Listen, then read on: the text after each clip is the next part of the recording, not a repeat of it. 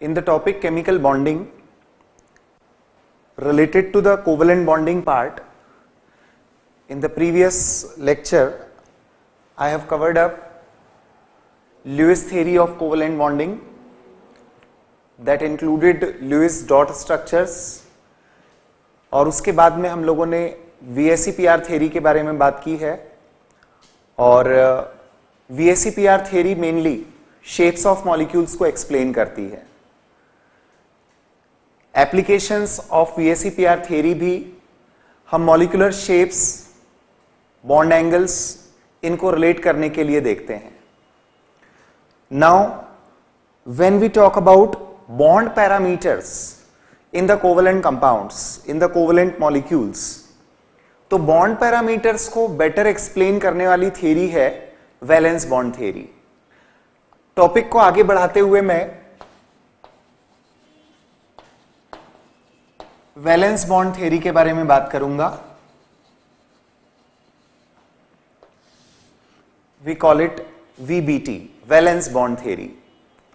Valence bond theory का जो main approach है टुवर्ड्स कोवेलेंट बॉन्डिंग, वो इंक्लूड करता है बॉन्ड फॉर्मेशन की प्रोसेस को. एटम्स आपस में यदि बॉन्ड फॉर्मेशन करते हैं तो उनके ऑर्बिटल ओवरलैपिंग किस तरह से होते हैं. मतलब यदि एक वर्ड में डिफाइन किया जाए, एक स्टेटमेंट दिया जाए जिसमें एक की वर्ड यूज किया जाए, तो वैलेंस बॉन्ड थ्योरी इंक्लूड करती है बॉन्डिंग प्रोसेस को on the basis of overlapping of the orbitals. So the key term, the key concept is orbital overlapping. Atoms आपस में कोवेलेंट बॉन्डिंग की प्रोसेस में जब इन्वॉल्व होते हैं तो हम ये कंसीडर करते हैं कि उनके एटॉमिक ऑर्बिटल्स एक दूसरे से ओवरलैप करते हैं. तो जो बेसिकली ओवरलैपिंग फिनोमेना है, इसको लेकर यदि वैलेंस बॉन्ड थ्योरी की बात की जाए तो there are some key points of the theory. The very first important point is the covalent bond formation takes place with the overlapping of orbitals between the atoms. This is the very first key point related to the theory. I repeat, the covalent bond formation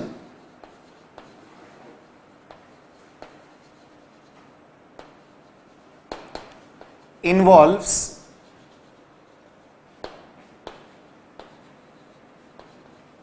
overlapping of orbitals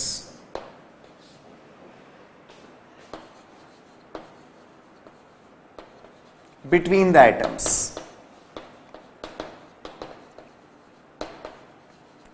यदि covalent bond formation में orbital overlap होता है तो next point यह है कि overlapping में involve कौन से ऑर्बिटल्स होते हैं. नेक्स्ट पॉइंट में हम यही बात एक्सप्रेस कर रहे हैं. The orbitals of valence shell with unpaired electrons take part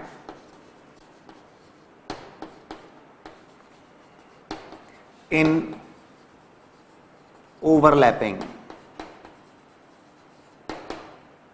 तो किसी भी एटम के बॉन्डिंग के वक्त कौन से ऑर्बिटल को आप ओवरलैपिंग में इन्वॉल्व बताएंगे? जो वैलेंस शेल के हों और जिनमें अनपेयर्ड इलेक्ट्रॉन्स प्रेजेंट हों. यदि ओवरलैपिंग को ऑब्जर्व किया जाए कि एटॉमिक ऑर्बिटल्स जब ओवरलैप होते हैं तो the nuclei joining the axis joining the two nuclei is called as internuclear axis. Molecule में यदि orbital overlapping on the particular axis which is joining the two nuclei वहां पर हो रहा है तो हम उस तरह के कोवेलेंट बॉन्ड को सिग्मा बॉन्ड की कैटेगरी में रखते हैं. वी मीन टू से हियर कि जो कोवेलेंट बॉन्डिंग होती है वो ओवरलैपिंग के बेसिस पर दो कैटेगरीज में हम क्लासिफाई करने जा रहे हैं. मैंने टर्म यूज किया है sigma bond. Sigma bond, I am repeating कि ये किसके लिए यूज की गई टर्म है. सिग्मा बॉन्ड फॉर्मेशन का मतलब है कि the overlapping is taking place at the position on the axis joining the two nuclei. दो न्यूक्लियस को ज्वाइन करने वाली एक्सिस पर यदि ऑर्बिटल्स ओवरलैप होते हैं तो उस बॉन्ड को हम सिग्मा बॉन्ड डिफाइन करते हैं. So let's talk about sigma bond.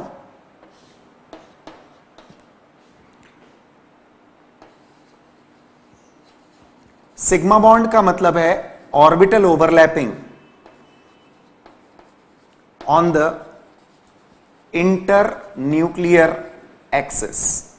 Internuclear axis का मतलब on the axis joining the two nuclei. दूसरी तरफ हम बात कर रहे हैं पाई बॉन्ड की. यह पिक्चर अभी डायग्रामेटिकली हमारे माइंड में और क्लियर हो जाएगा जब हम इसको सिग्मा बॉन्ड फॉर्मेशन और पाई बॉन्ड फॉर्मेशन का एक ऑर्बिटल ओवरलैपिंग वाला पिक्चर यहां पर ड्रॉ करते हैं. तो overlapping of the orbitals on the internuclear axis को हमने सिग्मा बॉन्ड फॉर्मेशन के लिए बताया है. और उसी तरह से यह भी पॉसिबल है कि दोनों न्यूक्लाई को ज्वाइन करने वाली एक्सिस के परपेंडिकुलर पोजीशन पर ऑर्बिटल ओवरलैप करते हैं. ऐसी सिचुएशन में बॉन्ड को पाई बॉन्ड कहा जाता है. Overlapping on the perpendicular position of internuclear axis.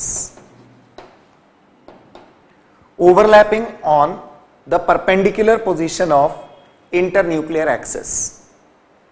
Of course, यहां पर जो ऑर्बिटल ओवरलैप होता है जिसमें सिग्मा बॉन्ड फॉर्मेशन होता है, इसमें ऑर्बिटल्स मोर इफेक्टिवली ओवरलैप करते हैं compared to this particular overlapping.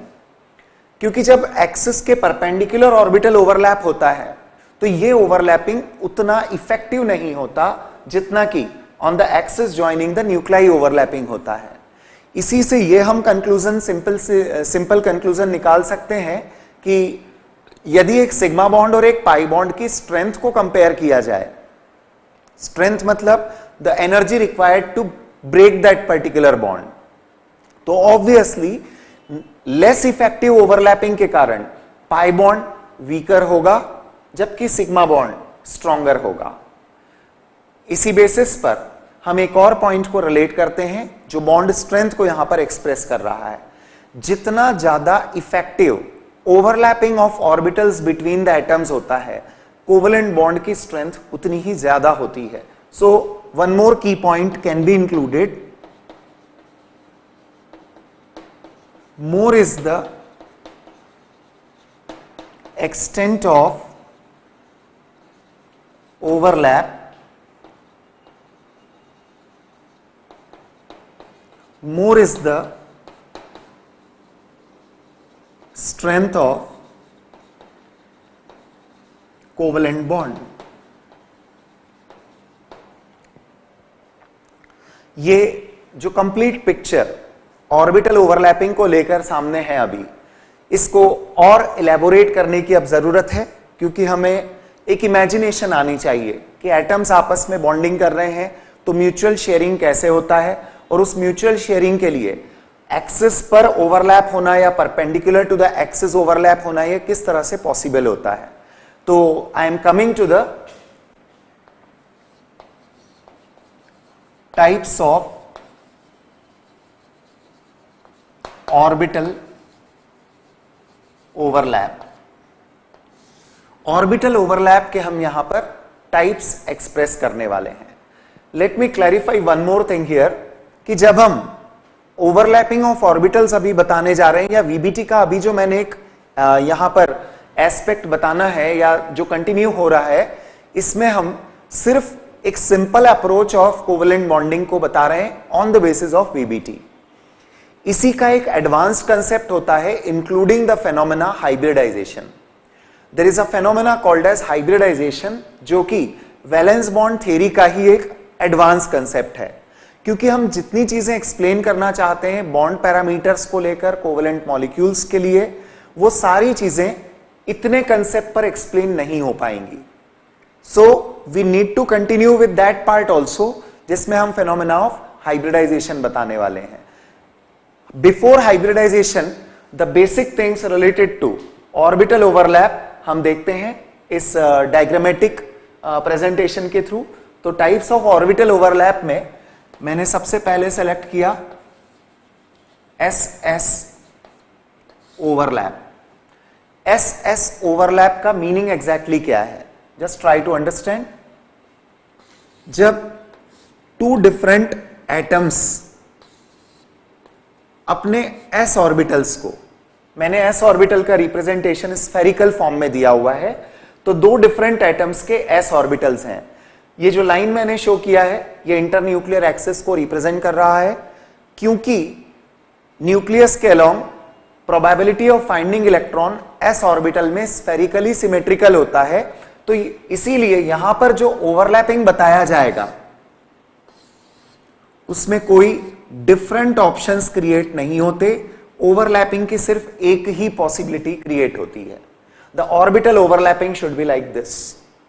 I repeat, जो मैंने अभी कहा है एक बार आप फिर ध्यान से सुने इसे। मैंने ये कहा है कि एक एटम के एस ऑर्बिटल में इलेक्ट्रॉन है, मतलब न्यूक्लियस के आसपास probability of finding electron spherically symmetrical region में है। जब इलेक्ट्रॉन का प्रोबेबिलिटी रीजन स्फेरिकली सिमेट्रिकल होता है तो ओवरलैपिंग में डिफरेंट पॉसिबिलिटीज क्रिएट नहीं होती। There is only one possibility of overlapping.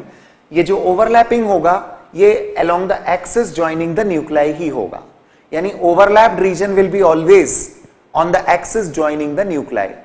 यदि overlapped region on the axis joining the two nuclei होगा तो इस तरह के बॉन्ड को हम सिग्मा बॉन्ड कहेंगे। Axial overlapping results into sigma bond formation. इस तरह का यदि आप कोई एग्जाम्पल इमेजिन करना चाहें तो the best and simplest example is of H2 molecule. Hydrogen के एटम में इलेक्ट्रॉनिक कॉन्फ़िगरेशन 1s1। ऐसा ही केस एक और हाइड्रोजन का। जब इनमें ऑर्बिटल ओवरलैप होता है 1s 1s, तो ये ओवरलैपिंग इसी तरह से होगा। Sigma bond formation, single bond के फॉर्म में जो बॉन्ड बनेगा हाइड्रोजन मॉलिक्यूल में वो एक सिग्मा बॉन्ड होगा, क्योंकि the pair of electron that is being shared between the two atoms will be on the axis joining the nuclei। इसलिए इस बॉन्ड को आपने सिग्मा डिफाइन किया है। बात अब हो रही है एक और टाइप के ओवरलैप की, sp ओवरलैप। जब हम sp ओवरलैप की बात करते हैं तो इसमें वन ऑफ द एटम्स अपना s ऑर्बिटल और अनदर एटम अपना p ऑर्बिटल यूज कर रहा है ओवरलैपिंग में। The situation will be in this manner. S orbital is spherically symmetrical, p orbital is dumbbell shaped।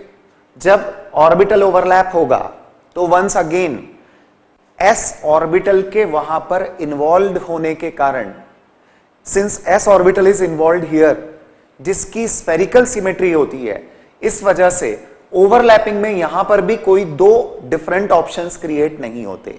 So this overlapping is also on the axis joining the two nuclei, और इस overlapping को भी आप resulting into sigma bond formation ही बताएंगे। कैसे, आइए लेते हैं एक example. Let's take HF molecule.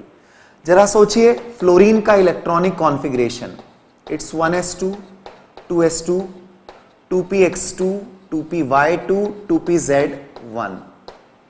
Fluorine is a halogen with 7 valence electrons, 1 electron in the outermost shell जो p ऑर्बिटल में है वो एक अनपेयर्ड इलेक्ट्रॉन है। ओवरलैपिंग में इन्वॉल्व कौन होगा? वैलेंस शेल का वह ऑर्बिटल जिसमें अनपेयर्ड इलेक्ट्रॉन है। तो लेट अस अज्यूम कि फ्लोरीन का ये ऑर्बिटल हाइड्रोजन के 1s के साथ ओवरलैप करता है। तो हाइड्रोजन यूज कर रहा है अपना स्फेरिकल सिमेट्री वाला ऑर्बिटल, फ्लोरीन यूज कर रहा है अपना डम्बेल शेप्ड ऑर्बिटल। जब ओवरलैपिंग होगी तो पॉसिबिलिटी सिर्फ एक ही है, and that is the overlapping will be on the axis joining the nuclei. So the bond is again sigma bond. अब इसी एस्पेक्ट को हम एक और केस में देखते हैं। आई मीन टू से कि जो ओवरलैपिंग फेनोमेना हम बता रहे हैं, ये ओवरलैपिंग फेनोमेना यदि p ऑर्बिटल्स के बीच में हो तो we will have two different possible conditions. So I am mentioning now p overlap. जब एटम्स के p ऑर्बिटल्स आपस में ओवरलैप होते हैं, mutual overlapping of p orbitals, यहां पर कैसे पॉसिबिलिटीज क्रिएट हो सकती हैं आप केयरफुली ऑब्जर्व करिए। p orbitals are shown in a dumbbell shaped manner। जब दोनों एटम्स के p ऑर्बिटल्स इस तरह से ओवरलैप होंगे, जो मैंने डायग्रामेटिकली शो किया है यहां पर, तो you can imagine that the position of overlapping is on the axis joining the nuclei. ये जो लाइन मैंने ड्रॉ की है, ये हमेशा एक्सिस जॉइनिंग द न्यूक्लाई को रिप्रेजेंट कर रही है। तो यहां पर आप देख सकते हैं कि जो ओवरलैपिंग हो रहा है वो along the axis joining the two nuclei हो रहा है, और इसकी वजह से इस बॉन्ड को आप सिग्मा बॉन्ड की कैटेगरी में रखते हैं। पीपी ओवरलैप में ये मैंने पहला टाइप बताया, एक्सियल। दूसरा type perpendicular to the axis overlap देखते हैं। एक्सिस के परपेंडिकुलर ओवरलैप कैसे होगा, इसका एग्जाम्पल, डायग्रामेटिक एग्जाम्पल अभी आपके सामने है। Like this, lateral overlapping of p orbitals जहां होगा, क्योंकि p ऑर्बिटल्स ओरिएंटेड होते हैं ऑन द एक्सियल पोजीशंस। आप एक p सबशेल के 3 ऑर्बिटल्स का जो ऑर्बिटल ओरिएंटेशन बताते हैं वो 3 परपेंडिकुलर एक्सिस पर बताते हैं। तो सपोज इंटरन्यूक्लियर एक्सिस को हम z एक्सिस डिफाइन करें तो p orbitals are also oriented on x and y axis. तो जो ऑर्बिटल इंटरन्यूक्लियर एक्सिस के परपेंडिकुलर हों और वो इस तरह से यदि ओवरलैप कर रहे हों, वंस अगेन इस ऑर्बिटल की अपनी एक एक्सिस ऑफ ओरिएंटेशन है, पर मैं उस एक्सिस को हाईलाइट नहीं कर रहा हूं, मैंने सिर्फ इंटरन्यूक्लियर एक्सिस को यहां पर हाईलाइट किया हुआ है। तो इस इंटरन्यूक्लियर एक्सिस की पोजीशन को लेते हुए ओवरलैपिंग की पोजीशन क्या है, परपेंडिकुलर। इसलिए इस बॉन्ड को आप पाई बॉन्ड के फॉर्म में डिफाइन करेंगे। I try to make it more clear. एक दो एग्जांपल्स लेकर बात करते हैं तो और बेटर होगा। Let's take an example of F2 molecule. आइए F2 मॉलिक्यूल के बारे में सोचें।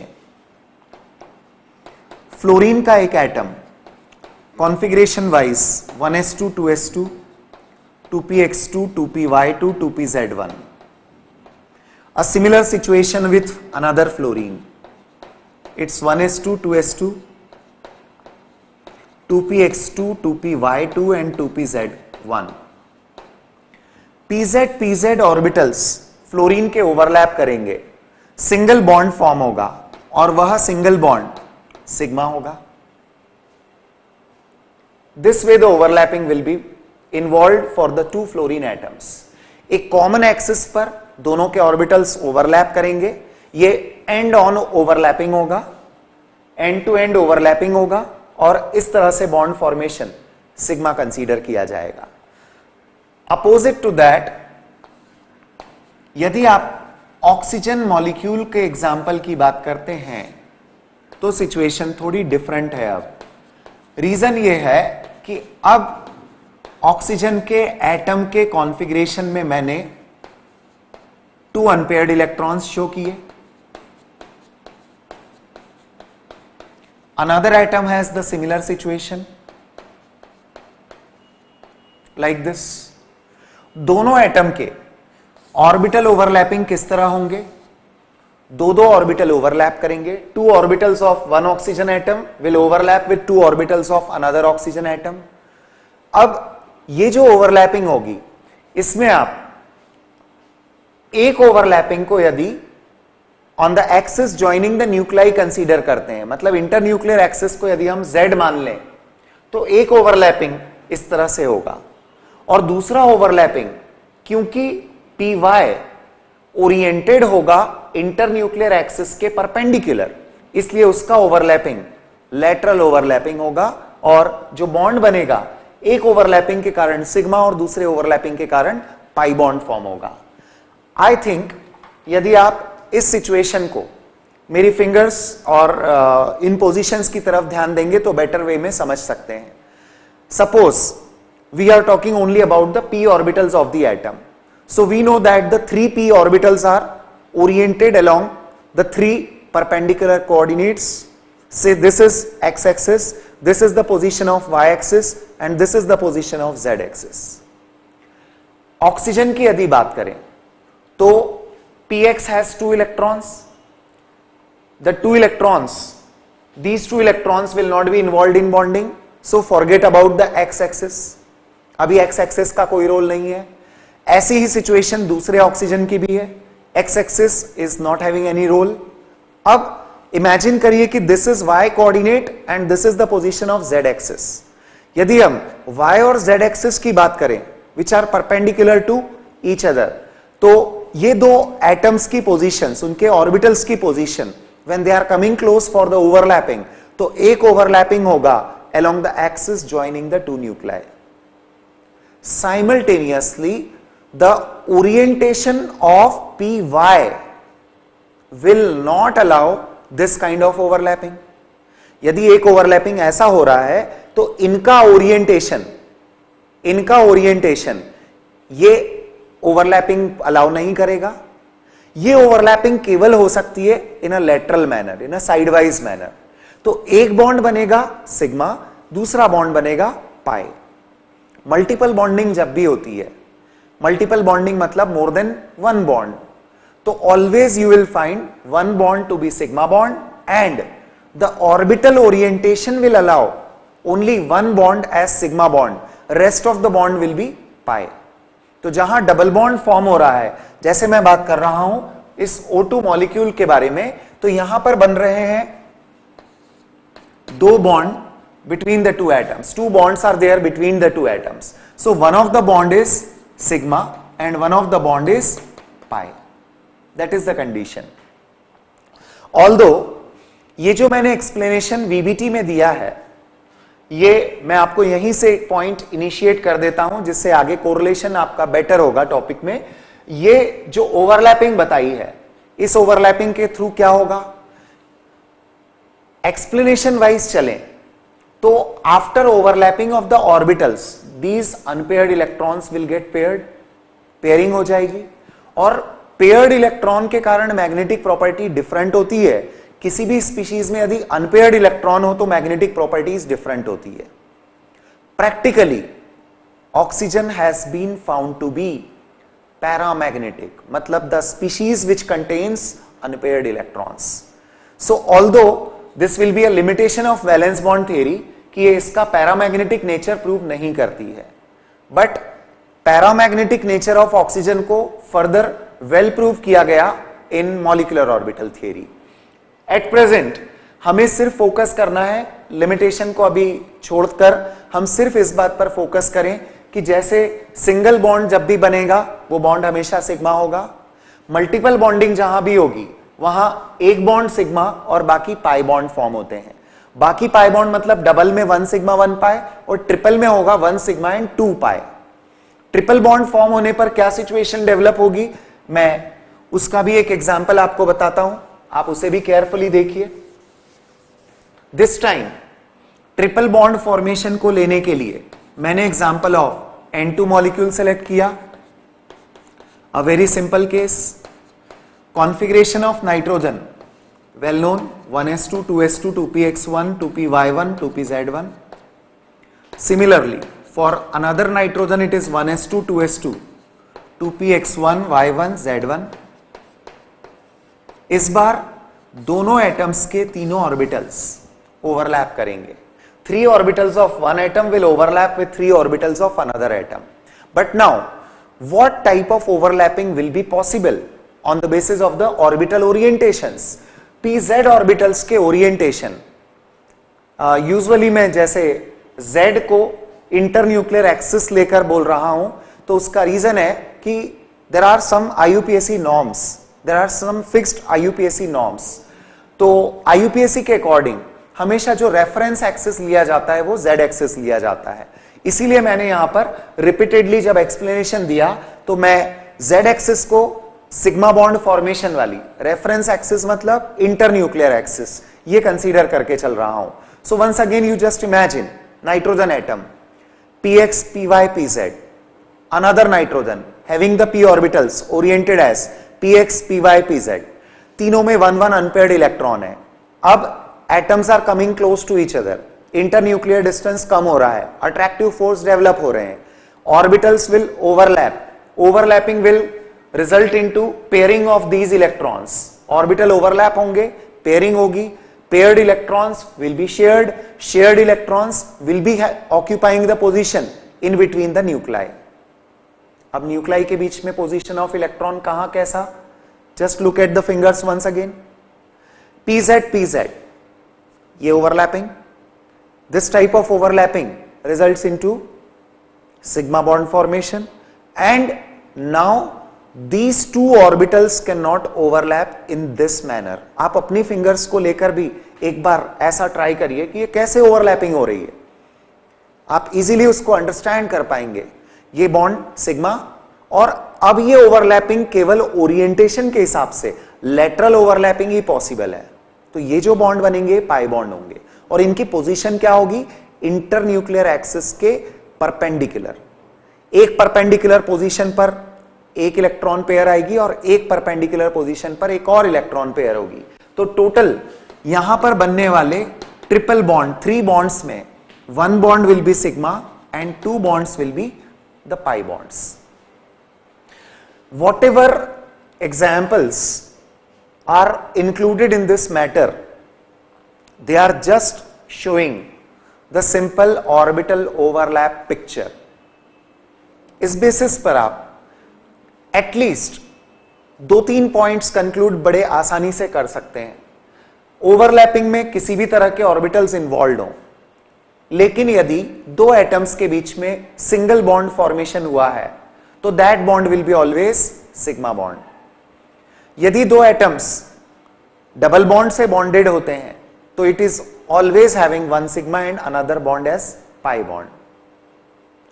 सिर्फ सिग्मा और पाई ही याद ना रखते हुए आपको माइंड में यह भी पिक्चर क्लियर रखना है कि उनका ओरिएंटेशन क्या होगा, पोजीशन ऑफ इलेक्ट्रॉन पेयर क्या होगी।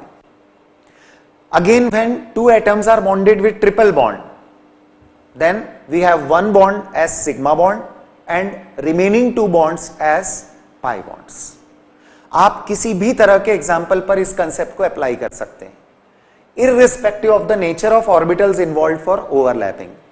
आगे तो हम हाइब्रिड ऑर्बिटल्स को ओवरलैप करवाने की बात भी करने वाले हैं, बट बिफोर दैट, उन सब चीजों पे जाने के भी पहले मैं आपको बता रहा हूं कि irrespective of the nature of orbitals involve, orbital कोई भी इन्वॉल्व हो, यदि 2 atoms if they are bonded with single bond, the bond is sigma.